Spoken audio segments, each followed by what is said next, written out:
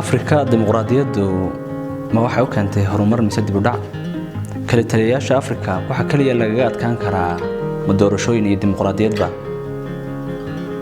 afkambigu xal ma u yahay si looga adkaado kala taliyayaasha afrika daashaday colaadaha sokeeye ee afrika gudaheeda ka dhaca iyo doorashooyinka xiriir inta leeg ba ka dhaxeeya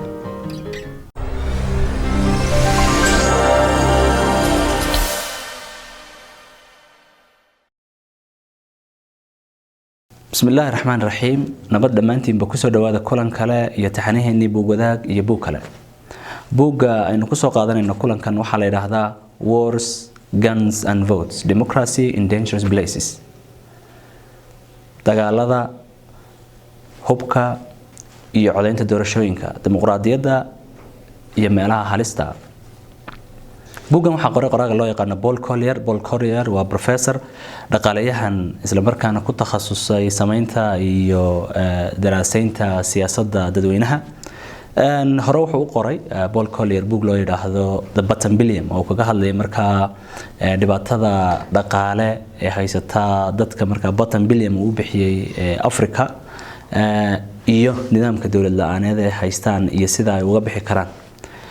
buuggan waxaad moodaa inuu daba socdo markaa buuggiisa hore ee Bottom Billion waxaanu kaga hadlayaa markaa dimuqraadiyaddii oo halka taala iyo xiriirka ay la leedahay colaadihii hubkii afgambiyadii dagaalka iyo dagaalada sokeeye ee Afrika ka jira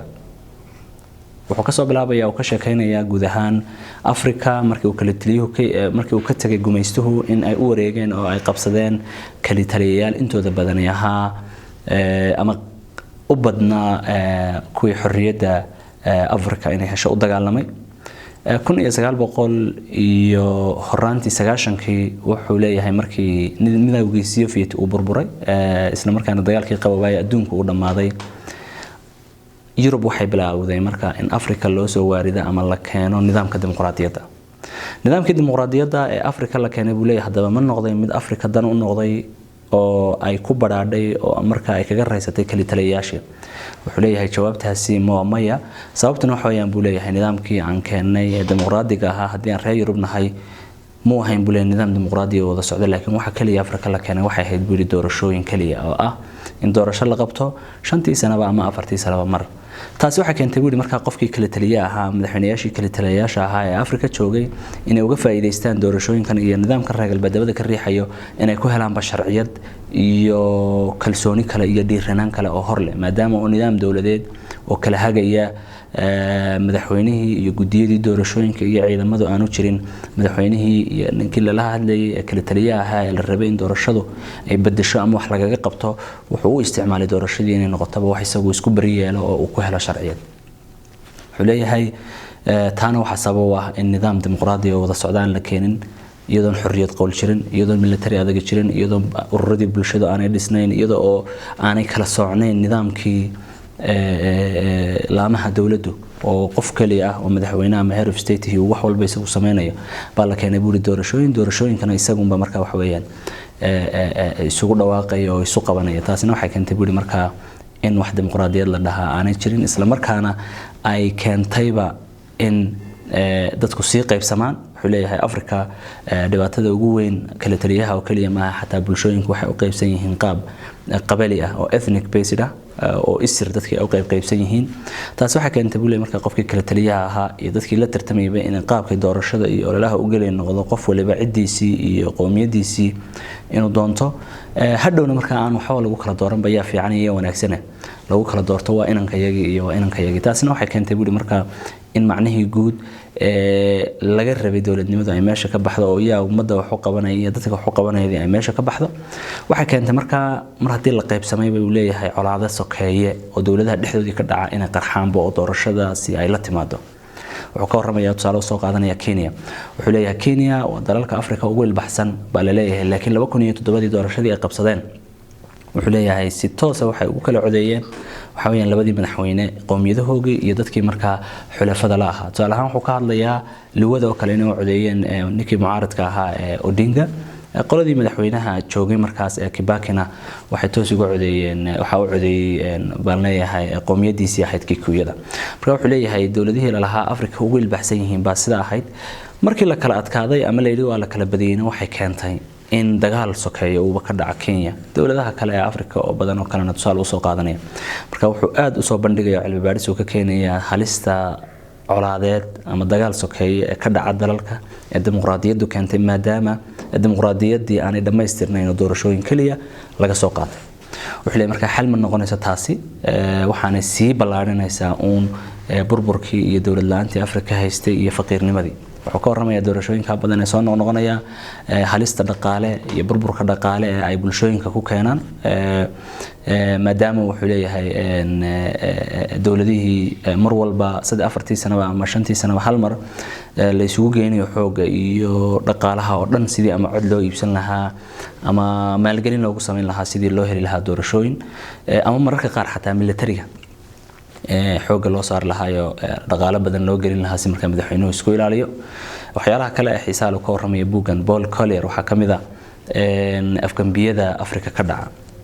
wuxuu sheegayaa 1945 ilaa 2008 intii u dhaxaysay 82 afgambi inay ka hirgaleen oo guuleysteen Afrika 109 afgambi in iyaga oo markaa fulintii ku jira oo socda oo aan laakiin dhamaystirmin la fashiliyay 145 iyadoo qorshayntii iyo tabaabashii hore lagu jiro in iyagana waxa weeyaan la fashiliyay oo dawladihii ay fashiliyeen taas waxay muujinaysaa buu leeyahay marka sida ay halis u tahay marka in la isku dayo afgambiye inay dhacaan iyo sida tiro yar inta badan ay u guuleysato marka la garab dhigo inta guul dareysatay laakiin haddana wuxuu leeyahay mararka qaar waxa ay u eg tahay oo ku talinaya inay tahayba xal haddii la qorsheyn lahaa wuxuu leeyahay afgambiyada Afrika ka dhaca waa sidii waran cirka loo tuuray oo cid walba ay filanayso laakiin haddii sidan si ka fiican loo qorsheyn lahaa oo nidaam military oo adag uu jiri lahaa waxa loo adeegsan lahaa talooyinkiisana uu ku daraya uu leeyahay waxay noqon lahayd awood la xisaabtanta madaxweynayaasha marka iyagu muddo kordhinta iyo inay meesha weligood joogaan ku tashaday bay noqon lahayd buu leeyahay